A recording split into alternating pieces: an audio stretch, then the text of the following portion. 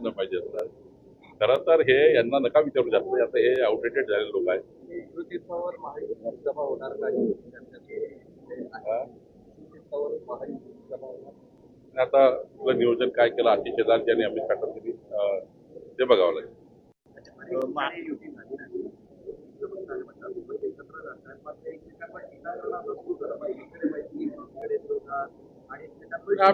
आम्ही मला वारंवार सांगितलं, यापूर्वी सांगितलं की 15 ठिकाणी महायुती झाली, 14 ठिकाणी नाही झाली. त्या ठिकाणी कार्यकर्ते अग्रेसिव्ह आहे, त्यांनाही लढायचं आहे, आमच्याही कार्यकर्त्यांना लढायचं आहे, मैत्रीपूर्ण लढतोय. त्यामध्ये काय एवढं मनावर घेणं नाही. काय कार्यकर्ते लढतील, जे जिंकून येतील ते त्या ठिकाणी पुन्हा एकत्र बसतील. शेवटी निवडणूक ही सर्वांना लढण्याची संधी दिली पाहिजे.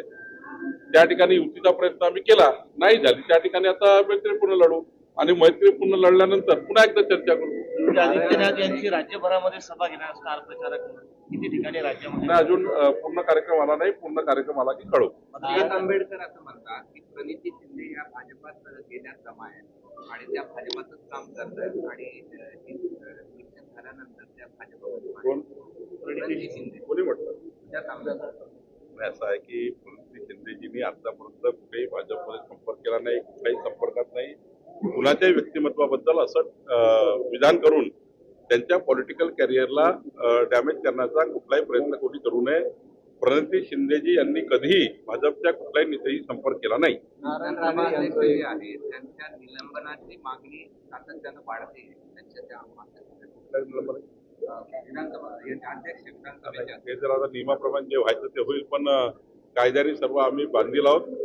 कुणी काही मागणी केली त्याला अर्थ नसतो. राज्य निवडणूक आयोग किंवा पोलीस यंत्रणा किंवा आमचे तिथले निवडणूक अधिकारी याबद्दलचा चौकशी करून अहवाल तयार करत असतात. त्यानुसार पुढची कारवाई होईल. नारायण राणे भाजपाचं विधान केलं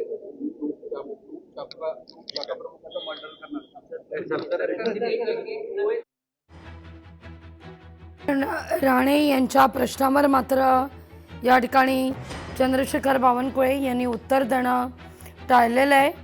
तर युती म्हणून आम्ही सर्व नियोजन आखून लढतोय असं देखील बावनकुळे स्पष्टच करतायत. लोकशाही मराठी ऐका, पहा, जागरूक रहा.